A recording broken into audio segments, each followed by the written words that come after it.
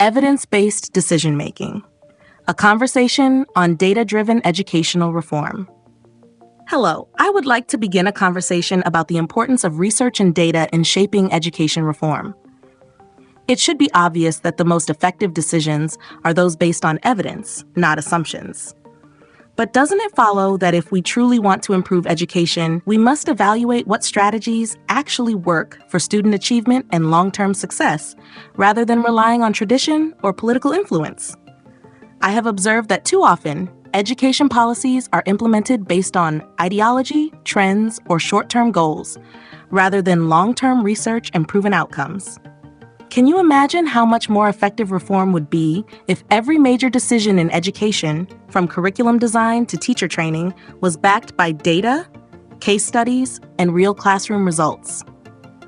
Wouldn't it be more powerful if education leaders prioritized measurable impact over speculation? Doesn't it follow that school leaders need access to reliable research and analytics to make informed choices? Too often, decisions are made without the tools necessary to assess whether reforms are truly benefiting students.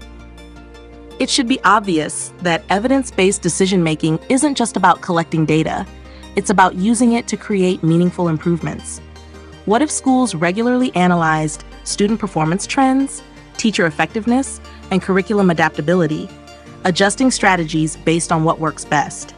Wouldn't it be more effective if schools had dedicated teams or partnerships with researchers to help interpret data and translate it into action? It is time now to move beyond one-size-fits-all reforms and recognize that different student populations require different strategies. Can you imagine how much stronger education systems would be if school leaders used real-time student performance data to customize learning approaches? What if educators and policymakers work together to test, refine, and scale successful teaching methods, rather than assuming that a single solution will work for everyone? Wouldn't it be transformative if continuous evaluation and adaptation became the standard practice in education? I have observed that some of the most successful education systems in the world regularly assess, refine, and evolve their methods based on ongoing research. Doesn't it follow that education leaders should not only use existing research, but also contribute to it? It should be obvious that every school is a potential learning lab where data can provide insights into what helps students thrive. What if school districts shared best practices across regions, allowing successful strategies to be replicated and improved upon? Wouldn't it be more powerful if education reform was seen as an ongoing, evidence-driven process rather than a series of disconnected initiatives? It should be obvious that without data, reform efforts risk becoming guesswork. Can you imagine how much more equitable and effective education would be if every decision was backed by clear research, historical trends, and student feedback?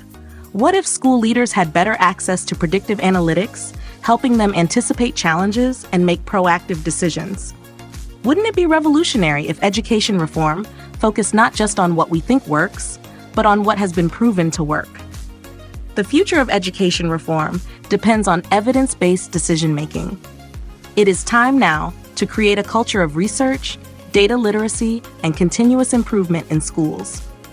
Doesn't it follow that if we truly want to help students succeed, we must ensure that every decision at every level is based on measurable impact rather than assumption? The question isn't whether we have the research. The question is whether we are ready to listen, learn, and implement what the data tells us.